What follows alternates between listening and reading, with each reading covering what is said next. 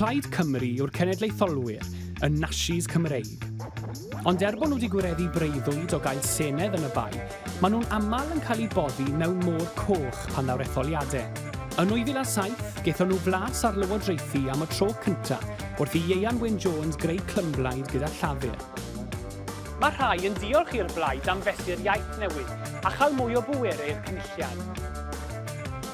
Ond i eraill, i hynny gyfraniad cofiadwy wedd creu gwasanaeth awyr Ieuan Air rhwng Caerdydd a Sir Fôn a pheidio creu papur newydd dyddiol yn y Gymraeg. Heb anghofio saga sigar Rhodri Glyn Thomas wrth gwrs.